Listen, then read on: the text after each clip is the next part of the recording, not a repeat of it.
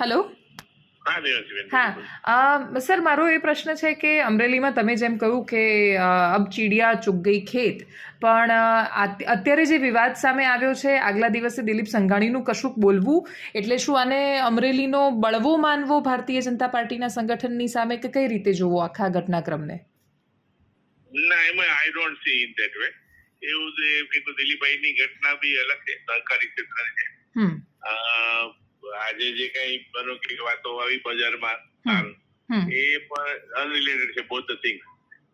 અને મેં એમાં બી કીધેલું કે કોઈ પણ વસ્તુ પાર્ટીના ફોરમમાં અમે કહેતા જ હોઈએ કે જયારે જયારે જરૂર પડે ત્યારે ઉમેદવાર માટે કીધેલું હોય, પણ હવે એકવાર પાર્ટી ઉમેદવારનું સિલેક્શન થઈ ગયું, ચૂંટણી પૂરી થઈ ગઈ, એટલે મારું એ સંદર્ભમાં કીધું કે અપત થાય કે જબ ચીડિયા ચૂકી કે તો મતલબ એ નથી કે વી આર લુઝિંગ નથી, we are winning by good margin. એ કોઈ ઇસ્યુ જ નથી દેવાંશીબેન આ સીટ માટેનો. ઓકે. અને નારણ કાછડિયાના સ્ટેટમેન્ટને તમે કહ્યું કે એમણે એમનો અભિપ્રાય આપ્યો.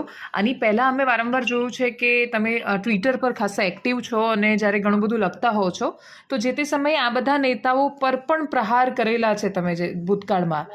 તો શું વર્તમાન સ્થિતિમાં જે સાંસદના ઉમેદવાર છે એની નારાજગી મુદ્દે બધા લોકો એક સાથે આવ્યા છે? ના, જે તે વખતે પાર્ટીના ફોરમમાં બધા રજૂઆત કરેલી એ વખતે ભૂપેન્દ્રસિંહ ચુડાસમા અમારા અહીંયા ક્લસ્ટર પ્રભારી હતા, એની આગળ બી રજૂઆતો થયેલી, ઇવન આફ્ટર ઉમેદવાર જાહેર થઈ ગયા પછી પણ પછી એ issue was the party has decided firmly, પછી બધું ઇસ્યુ આઈ ડોન્ટ થિંક એમાં કોઈ ડિસ્પ્યુટ કેવું હોય સેટલ થઈ ગયું.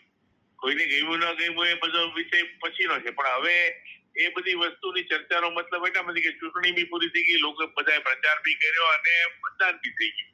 એટલે હવે મને લાગે કે પોસ્ટમોર્ટમ કઈ બહુ અર્થ નથી રહેતો.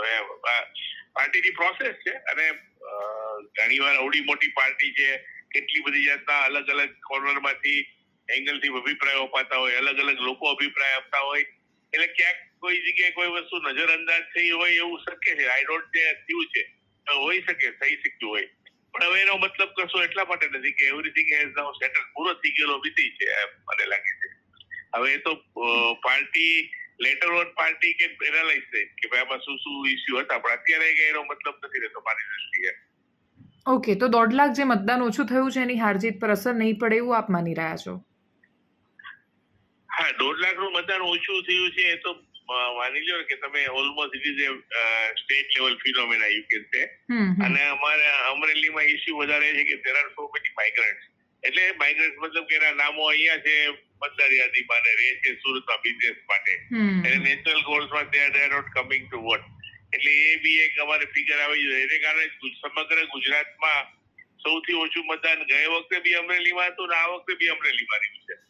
એટલે એ એક અમારા માટે ખોટું કારણ. બાકી તો બધે જે જનરલ કારણો હતા કે ભાઈ તડકો હતો, ગરમી એટલી બધી અસહ્ય હતી, યુ કેન સે ઘણા બધા પોલિટિકલ એનાલિસ્ટ કે ભાઈ it is a water fatigue, મતદારોનો એક થાક છે, એવું બિલ છે, એવરી બધા એમાં કંઈક થોડું ઘણું કોન્ટ્રીબ્યુટ કર્યું.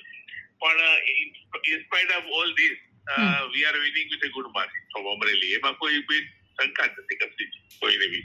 Okay, thank you so much doctor Kanabar. Thank you. Okay બેન.